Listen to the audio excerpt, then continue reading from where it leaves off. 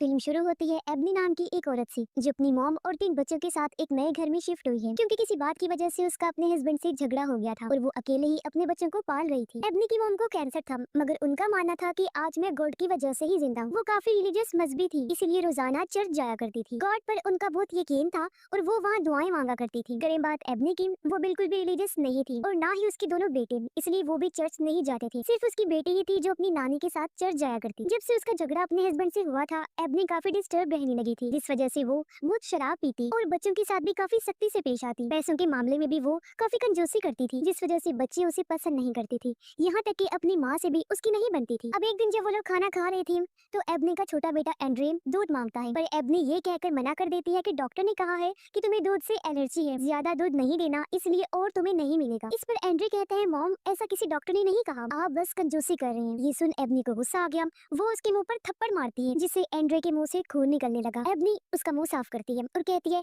Oh I am sorry बेटा, ज्यादा ही जोर से लग गई है। रात को एबनी की बेटी अपने डैड से शिकायत करती है, कहती है कि नए घर में आने के बाद भी मॉम वही सब हरकतें कर रही हैं। वो फिर से शराब पीने लगी हैं और हमारे साथ काफी बुरी तरह पेश आती हैं, यहाँ तक कि मारती भी हैं। वो ये बातें कर ही रही थी कि अचानक उसे स्मेल आने लगती है। उधर एबनी भी जब अपना काम कर रही थी तो उसे एक मक्खी परेशान करने लगती है। एबनी देखती है कि रूम में और भी कई सारी मक्खियाँ आ गई हैं जो बेसमेंट की तरफ से आ रही थी। एबनी जब बेसमेंट का दरवाजा खोलकर देखती है तो वहाँ से बहुत ही गंदी स्मेल आ रही थी। अब मक्खियों को कपड़े से बेसमेंट की तरफ करके एबनी दरवाजा बंद करके वहाँ से चली जाती। रात के 3 बजे एंड्रे की अचानक आँख खुल गई। उसे भूख लगी थी, इसलिए वो फ्रिज से दूध निकाल कर पीने लगता है, पर अचानक खिड़की पर जोर से आवाज होती है जिससे वो घबरा गया। एंड्रे जब बाहर जाकर देखते हैं तो वहाँ मरा हुआ कौवा पड़ा था जो ही खिड़की से टकराया था। अब अगले दिन जब ये तीनों बहन भाई स्कूल से वापस आ रही थी तो कुछ लड़के एंड्रे के बड़े भाई को बुले करने लगे, यानी उसे परेशान करने लगते हैं। एक लड़का तो उसे पत्थर भी फेंक के मारता है जिससे उसके सर पर चोट आ गई, लेकिन वो अभी भी उन्हें कुछ नहीं कहते और चुपचाप वहाँ से चले जाते। घर में एबनी को अपने बड़े बेटे की अलमारी से शराब की बोतल मिलती है। तब उसके आते ही वो अपने बेटे से पूछती है कि मेरी शराब की बोतल तुम्हारी अलमारी में क्या कर रही है, तुम कब से पीने लग गई हो? हाँ। तब उसका बेटा बड़ी मासूमियत से कहता है, मॉम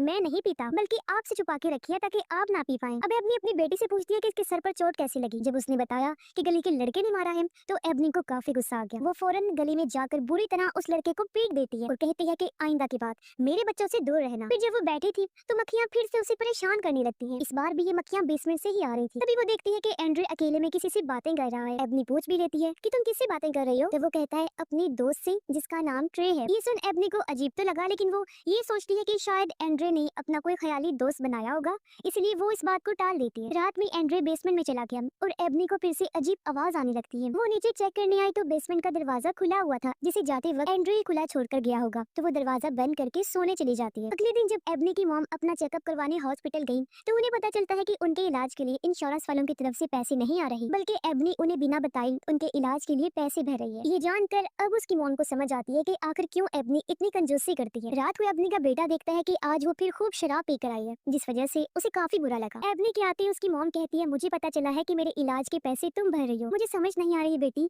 मैं तुम्हें क्या कहूँ, कैसी शुक्रिया अदा करूँ? इस पर एबनी कहती है, आपको कुछ भी कहने की जरूरत नहीं है मॉम, ये मेरा फर्ज है। इतना बोलकर वो सोने के लिए चली जाती है। तभी उसे एक डरावना सपना आया कि कोई आदमी उसके कमरे में घुस आया है। अचानक डर से एबनी की आंख खुल गई। तभी वो देखती है कि दरवाजा खुला हुआ है जो अचानक जोर से बंद हो जाता है, जैसे कि अभी अभी कोई रूम से बाहर गया हो। एबनी को लगता है कि जरूर घर में कोई चोर घुस आया है, इसलिए वो बैट लेकर नीचे चेक करने लगी, लेकिन उसे वहाँ कोई भी नहीं मिलता। तभी उसने देखा कि बेसमेंट का दरवाजा अभी भी खुला हुआ है और अब तो पहले से भी ज्यादा गंदी स्मेल वहाँ से आ रही थी। इसे एबनी का दिल खराब हो गया और उसे उल्टी होने लगती है। तभी पीछे से उसका बड़ा बेटा आ गया, कहता है, जब आपने मेरी अलमारी चेक की तो वहाँ से मेरे पैसे क्यों लिए? एबनी कहती है, पहले तो मुझे ये बताओ कि इतने सारे पैसे तुम्हारे पास आए कहाँ से? तो वो बताता है कि वो पैसे मुझे डैड भिजवाते हैं, मैं पैसे जोड़ रहा हूँ ताकि अलग कहीं और जाकर रह सकूं, क्योंकि मैं आपके साथ नहीं रहना चाहता। वो अपने पैसे वापस मांगता है। इसे एबनी को गुस्सा आ गया, वो अपने बेटे के मुंह पर थप्पड़ मारती है। उसके बेटे को भी गुस्सा आया, वो एबनी को धक्का मार देते हैं जिससे वो नीचे गिर गई। इससे उसका तो जैसे दिमाग ही खराब हो गया। वो उठती है अपने बेटे को मारने के लिए, लेकिन तभी यहाँ एंड्रे आने लगता है ताकि अपने भाई की मदद कर सके, मगर वो किसी चीज से टकराकर नीचे गिर जाता है। तभी अपनी जल्दी से जाकर उसे संभालती है। एबनी का बड़ा बेटा उसे ताना देता है कि वाह मॉम वाह, आप तो अपने बच्चों को लेकर बहुत अच्छा माँ होने का फर्ज निभा रही हैं, आपको तो बेस्ट मॉम होने का अवार्ड मिलना चाहिए। इतना बोलकर गुस्से में वो चला गया। कुछ देर बाद एबनी उसके पैसे वापस रख देती है और कहती है कि बेटा प्लीज तुम मुझे छोड़ के मत जाना, मैं खुद को बदलने की कोशिश कर रही हूँ, प्यार से रहूंगी तुम लोगों के साथ। अब मक्खियों और बदबू से परेशान होकर अगले दिन एबनी प्रेस कंट्रोल वालों को बुलाती है बेसमेंट को चेक करने, पर वहाँ से मरी हुई बिल्ली मिलती है, लेकिन बिल्ली हटाने के बदले वर्कर बहुत सारे पैसे मांगता है। एबनी के पास इतने पैसे नहीं थी तो वो मना कर देती है, मगर फिर उसका बड़ा बेटा आकर वर्कर को पैसे देता है। अगले दिन यहाँ एक सोशल वर्कर भी आती है जो ये देखने आई थी कि एबनी अपने बच्चों के साथ कैसे रह रही है, ठीक से रह भी रही है या नहीं। असल में एबनी की बेटी ने क्योंकि अपने डैड को शिकायत कर दी थी, तो उसके डैड ने केस करवा दिया था कि एबनी बच्चों की कस्टडी के लायक नहीं है, बच्चे उसके साथ नहीं रहने चाहिए। वो शराब पीती है और बच्चों को मारती पीटती है। सोशल वर्कर देखती है कि उसके बेटे की बाजू पर निशान बना हुआ है। एंड्रे को भी चोट लगी हुई है, जिस बारे में वो उनसे पूछती है, लेकिन बच्चे उसे कुछ नहीं बताते और बात को टाल देते हैं। लेकिन सोशल वर्कर समझ गई थी कि बच्चे कुछ छुपा रहे हैं, जरूर एबनी ने इन्हें मारा पीटा था, इसलिए वो एबनी को वार्न करके वहाँ से चली जाती है। बाहर आकर वो देखते हैं कि एक और औरत इन पर नजर रख रही है, लेकिन ये सोचकर वो टाल देते हैं कि जरूर ये भी सोशल वर्कर के साथ ही आई होगी। अगले दिन एबनी की बेटे की बर्थडे थी। एबनी उसकी बर्थडे पार्टी करती है और उसे वही महंगा फोन तोहफे में देती है जो इतने टाइम से उसकी बेटी मांग रही थी। उसकी बेटी खुश हो गई और अपनी माँ के गले से लग जाती है। पार्टी के दौरान एबनी को धम धम की आवाज आती है जो बेसमेंट से आ रही थी। उसने जब चेक किया तो वहाँ एंड्रे खड़ा था जो दरवाजे पर अपना सर मार रहा था, साथ ही उसका बर्ताव भी काफी अजीब था। एबनी उसे यहाँ पाकर काफी हैरान रह जाती है और कहती है, मैं तो तुम्हें ऊपर सुलाकर आई थी ना, तो तुम फिर यहाँ क्या कर रही हो? तब एंड्रे जवाब देता है कि मैं अपनी दोस्त ट्रे से मिलने आया था जो बेसमेंट में बने एक हॉल में रहता है। एबनी को ये चीज काफी अजीब लगी। एंड्रे को जब उसने चेक किया तो उसे तेज बुखार था, इसलिए एबनी उसे वापस ऊपर उसके कमरे में ले जाकर सुला देती है। पार्टी खत्म होने के बाद एबनी देखती है कि एंड्रे फिर से नीचे खड़ा हुआ है और ये तीसरी बार था जब वो अपने बेड से उठकर आ गया था। और क्योंकि एबनी को भी काफी नींद आ रही थी, इसलिए वो एंड्रे को फिर से ऊपर भेजकर सोने के लिए चली जाती है। लेकिन आधी रात को फिर से पूरे घर में धम धम की आवाजें आने लगती हैं। इस बार ये आवाजें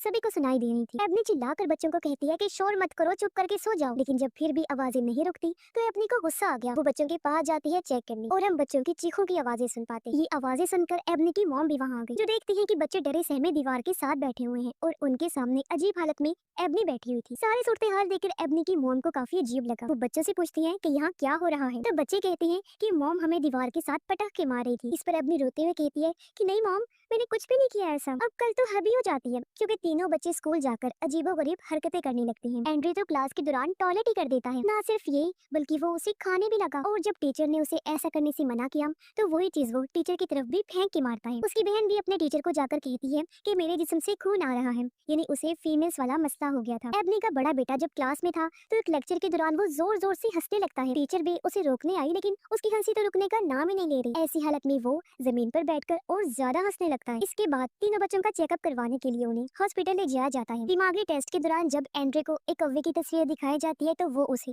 ट्रे कहकर बुलाता है। तीनों बच्चों के टेस्ट करने के बाद डॉक्टर एबनी को बताती है कि रिपोर्ट्स बिल्कुल नॉर्मल आई हैं और बच्चे बिल्कुल ठीक। ये सुन एबनी डॉक्टर से बहस करने लगी, कहती है कि मेरे बेटे ने टॉयलेट करके वो सब किया, ये कोई नॉर्मल बात नहीं है, जरूर आपसे कोई गलती हुई है, आप दोबारा टेस्ट करिए। इस पर डॉक्टर को गुस्सा आ गया। वो उल्टा एबनी से ही सवाल करने लगी कि बच्चों के जिस्म पर चोटों के निशान हैं, आप पहले ये बताएं कि वो कैसे हुए। इस पर एबनी कोई जवाब नहीं देती और चुपचाप वहाँ से चली जाती। बाहर आकर एबनी की मॉम उसे कहती है कि तुम खामखा डॉक्टर से बहस कर रही थी, वो ठीक कह रही है कि रिपोर्ट्स नॉर्मल हैं और बच्चे ठीक है, क्योंकि मेरे हिसाब से बच्चों के साथ कुछ और ही हुआ है, कोई पैरानॉर्मल चीज। मतलब कि मुझे लगता है कि घर में कोई बुरी आत्मा है और वही ये सब कर रही है। घर आने के बाद एबनी की मॉम दीवार पर एक क्रॉस लगा देती है। तब एबनी कहती है, मॉम ये सब फजूल की चीजें हैं, इनसे कुछ भी नहीं होता। फिर जब एबनी एंड्रे को नहलाने जाती है तो उसने देखा कि मेरे बड़े बेटे ने एंड्रे को जोर से पकड़ा हुआ है और वो उसे बाथ टब में डुबोकर मारने की कोशिश कर रहा है। एबनी फौरन भाग आई, एंड्रे को छुड़वाने की कोशिश करती है लेकिन उसने बहुत जोर से पकड़ा हुआ था। अब एबनी अपनी पूरी ताकत लगाकर अपने बड़े बेटे को दूर खींच लेती है और इस तरह एंड्रे की जान बच जाती है। तभी यहाँ एबनी की मॉम भी आ गई और एबनी का बड़ा बेटा अपनी नानी के गले से लगकर रोने लगा। कहता है, पता नहीं मैं ये क्यों कर रहा था, ऐसा लग रहा था जैसे मुझसे कोई और करवा रहा था। अब बच्चों के साथ इस तरह की अजीब चीजों की वजह से कुछ दिन तक एबनी उन्हें स्कूल नहीं भेजी। इस बारे में सोशल वर्कर को भी पता चल गया, इसलिए अगले दिन वो बच्चों को देखने आती है लेकिन एबनी उसे बच्चों से मिलने नहीं देती और उसे समझाने की कोशिश करती है कि मेरे बच्चों के साथ बहुत अजीब चीजें हो रही हैं। तभी एबनी की मॉम बहुत गुस्से में बैट लेकर यहाँ आ जाती है और वो सोशल वर्कर को अपने घर से धक्के मारकर निकाल देती है। बाहर वही अजीब औरत फिर से आई हुई जो उनकी तस्वीरें ले रही होती है। तब एबनी की मॉम उसे भी गालियां देकर वहाँ से भगा देती है। इसके बाद एबनी की मॉम अपने चर्च वालों के पास मदद मांगने के लिए जाती है। उन्होंने बताया कि हमारे घर में कोई बुरी आत्मा है तो आप हमारी मदद कीजिए, पर चर्च वालों ने मना कर दिया कि हम आपकी कोई मदद नहीं कर सकते इस मामले में, आप किसी और से जाकर मदद मांगे। उधर एबनी से मिलने वही अनजान औरत आती है जिसे सोशल वर्कर की ही साथी समझ रही है, लेकिन वो कोई और ही थी। वो एबनी को बताती है कि मैं जानती हूँ तुम परेशान हो, तुम्हारे साथ अजीब चीजें हो रही हैं क्योंकि तुम्हारा घर भूतिया है, तुम मुसीबत में हो और मुझे तुम्हारी मदद करने के लिए गॉड ने भेजा है क्योंकि मैं एक प्रीस्ट। फिर वो एबनी को इस घर की तारीख के बारे में बताती है और उसे एक फैमिली की तस्वीर दिखाकर कहती है कि 20 साल पहले इस घर में एक फैमिली रहा करती थी और उनके छोटे बेटे के साथ भी वही सब हुआ था जो अब आपके बेटे एंड्रे के साथ हो रहा है। उन्होंने हर तरह से अपने बेटे का इलाज करवाया था लेकिन उसे जरा सा भी फर्क नहीं पड़ा था। तब जाकर उन लोगों ने मुझसे बात की मदद मांगी। ये सुनकर एबनी कहती है, फिर आपने उस बच्चे का एग्जॉर्सिज्म किया होगा, यानी उस आत्मा को बच्चे के अंदर बुलाकर उसे भगाना। तो प्रीस्ट कहती है कि नहीं, मैं कोई एग्जॉर्सिस्ट नहीं हूँ जो एक्सॉर्सिज्म करती, बल्कि मैं तो एक प्रीस्ट हूँ और मैंने तब उस पर डिलीवरेंस किया था, जो एक्सॉर्सिज्म से अलग होता है। इसमें उस बुरी आत्मा को भगाने के लिए हमें किसी के अंदर बुलाना नहीं पड़ता, बल्कि सिर्फ किसी होली चीज जैसे कि होली वाटर, इसी तरह की कोई और पाक साफ चीज से उस बुरी आत्मा को छूकर भगाया जाता है, यानी जिस पर हमें शक हो कि इसके अंदर आत्मा है, जैसे कि इस टाइम तुम्हारे बेटे एंड्रे के अंदर लग रहा है। आगे प्रीस्ट बताती है, मगर उस टाइम मैं डिलीवरेंस करने में कामयाब नहीं रही थी, वो फेल हो गया था, जिस वजह से मैं उनके बच्चे को नहीं बचा पाई, वो मर गया। लेकिन बच्चे की मौत के बाद भी सब वैसा ही रहा। कुछ टाइम बाद उस बच्चे की मॉम को पता नहीं क्या हुआ, आधी रात को उसने अपने सोए हुए हस्बैंड को मार डाला, कुल्हाड़ी से उसका सर काट कर। फिर उसने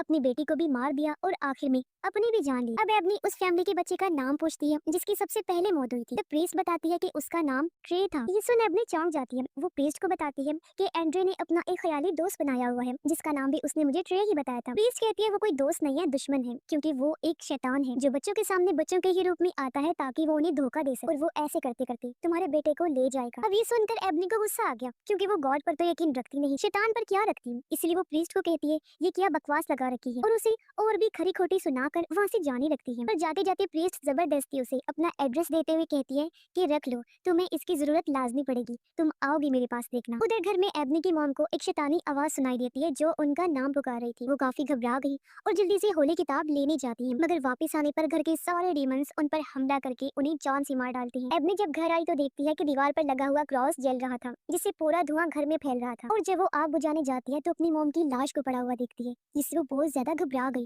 रोने लगती है। तभी सीढ़ियों से एंड्रे उतर कर आया और ऊपर से दोनों बच्चों के चिल्लाने की आवाज आई, इसलिए फौरन एबनी बच्चों को लेकर वहाँ से जाने लगती है। तभी रास्ते में एंड्रे का बर्ताव काफी बदल गया। वो एबनी को कहता है कि तुम्हारी माँ की मौत की जिम्मेदार तुम खुद ही हो, और एकदम से उसकी आंखें पूरी तरह काली पड़ जाती हैं। ये देख एबनी काफी डर गई और गाड़ी पर से उसका ध्यान हट गया। सामने से आ रहे ट्रक को वो देख नहीं पाती, पर इससे पहले ट्रक उससे टकराता है। ठीक टाइम पर वो गाड़ी को संभाल लेती। फिर एक जगह गाड़ी रोककर वो पास के होटल में जाती है मदद मांगने। वो उनसे रो रो कर कहती है कि कोई मेरे बच्चों को मारना चाहता है। जब वो लोग देखने गए तो सब कुछ बिल्कुल नॉर्मल था और बच्चे भी बिल्कुल ठीक बैठे हुए थे। ये देखकर उन लोगों को एबनी पर काफी गुस्सा आया और वो उसे ही पागल कहने लगते हैं। इसके बाद एबनी के दिमाग का टेस्ट किया जाता है। डॉक्टर उससे पूछती है क्या तुम अभी भी शराब पीती हो, लेकिन वो झूठ बोल देती है कि नहीं, मगर डॉक्टर ने उसका झूठ पकड़ लिया था क्योंकि उसका ड्रिंक वाला टेस्ट पॉजिटिव आ गया था। इसलिए बच्चों की कस्टडी एबनी से छीनकर एक चर्च को दे दी जाती है। बच्चों को उसके सामने ही ले जाया जाता है और वो कुछ नहीं कर पाती, बस देखती ही रही। इन सब की वजह से उसकी आंखों में आंसू थे और अब थक हार कर वो प्रीस्ट के पास जाती है उसे मदद मांगने के लिए। हॉस्पिटल में सोशल वर्कर एंड्रे को देखने आती है, जिसकी हालत बिगड़ती जा रही थी। नर्स उसे बताती है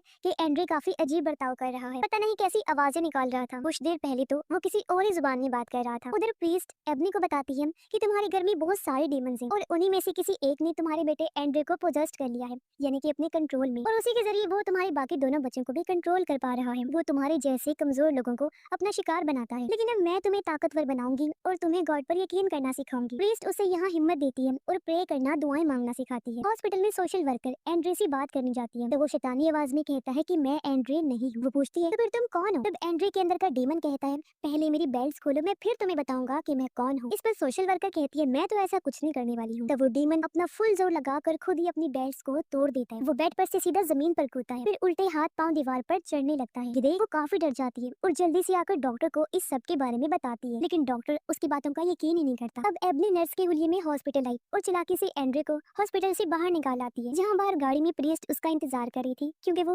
डिलीवरेंस करने वाले थे। और ये दोनों फिर एंड्रे को लेकर उसी भूतिया घर में आ जाते हैं। प्रीस्ट एबनी को बताती है कि डिलीवरेंस के दौरान डीमन हमें फंसाने के लिए हमारे साथ चाल चलने की कोशिश करेगा। वो तुम्हारे किसी फैमिली मेंबर का भी रूप ले सकता है, तो परेशान मत होना और जरा संभल कर रहना। इसके बाद प्रीस्ट डिलीवरेंस करते हुए एंड्रे के ऊपर होली वाटर डालती है, जिससे डीमन तड़पने लगता है और अचानक वो एबनी की मॉम का रूप ले लेता है। वो उन्हें गालियां देता है और दोनों का मजाक बनाने लगा, लेकिन प्रीस्ट उसकी बातों पर ध्यान ना देकर डिलीवरेंस जारी रखती है। लेकिन अचानक डीमन खुद को आजाद कर लेता है और जोर जोर से हंसने लगता है। उधर चर्च में उन दोनों बच्चों के साथ भी अजीब होने लगा। एबनी की बेटी की आंखों और मुंह से खून आने लगता है, साथ ही उसके भाई के हाथ भी डीमन जैसे हो गए थे। उसके बड़े बड़े नाखून आ गए थे, जिनसे वो अपने ही सीने को खुरचकर जख्मी करने लगता है। प्रीस्ट एबनी को ऊपर भेज देती है और अकेले ही डीमन का सामना करने लगती है, लेकिन जो डीमन था वो फिर से एंड्रे का रूप ले लेता है और वहाँ से गायब हो चुका था। अब इससे पहले प्रीस्ट कुछ समझ पाती, डीमन उसका गला पकड़ लेता है और दीवार पर पटक के मारने लगता है। वो उसका बहुत बुरा हाल करता है, कभी वो उसे बालों से घसीट कर मारता है तो कभी हवा में उड़ाकर और फिर नीचे गिराता रहता है। कुछ टाइम बाद एबनी नीचे चेक करने आई। वो देखती है कि प्रीस्ट जख्मी हालत में जमीन पर पड़ी हुई है और उसके पास ही एंड्रे बैठकर हंस रहा होता है। फिर अचानक वो गायब हो गया। एबनी प्रीस्ट के पास आई, जिसकी हालत बहुत खराब थी। वो आखिर आखिरी सांसें गिन रही थी। वो एबनी को कहती है कि मैं फेल हो गई और उसे होली वाटर देते हुए कहती है कि अब ये काम तुम्हें ही करना होगा। इतना बोलकर वो अपना दम तोड़ देती है। इसके बाद अपनी एंड्रे को ढूंढने लगी। उसे तलाश करते हुए वो बेसमेंट में आ जाती है, लेकिन एंड्रे उसे कहीं नहीं मिलता। फिर अचानक वो उसके सामने आ गया। बिना टाइम गवाए एबनी उस पर होली वाटर डाल देती है, जिससे डीमन को तकलीफ होने लगी और वो गुस्से में आकर एबनी पर हमला कर देता है। वो उसे बालों से घसीटता है, फिर एबनी का ही रूप लेकर उसका गला घोंट कर मारने की कोशिश करता है, लेकिन अभी डीमन उसकी जान नहीं लेता, क्योंकि वो उसे तड़पाने तकलीफ देने के लिए टॉर्चर करता है। ऐसा करके वो उसे कमजोर कर रहा था, और जब एबनी पूरी तरह से टूट जाती है तब वो एबनी को मारने के लिए आता है। वो पैर रख के उसका गला घोट कर जान लेने की कोशिश करता है, और एबनी मौत के काफी करीब आ गई। जहाँ तभी उसे ख्याल में अपनी मॉम दिखाई दी, जो उसकी गॉड से बात करवाती है। ऐसा होते ही एबनी के अंदर अच्छी सोच और हिम्मत आती है, और उसके अंदर की सारी बुराई निकल जाती है, जिससे वो काफी ताकतवर बन गई थी, क्योंकि अब उसका भी गॉड पर भरोसा बन गया था। एक बार फिर वो डीमन पर डिलीवरेंस करती है, जिससे डीमन जलने लगता है और पूरी तरह जलकर खाक में बदल जाता है। ऐसा होते ही चर्च में एबनी की बेटी जो हवा में उड़ रही थी वो वापस बेड पर आ जाती है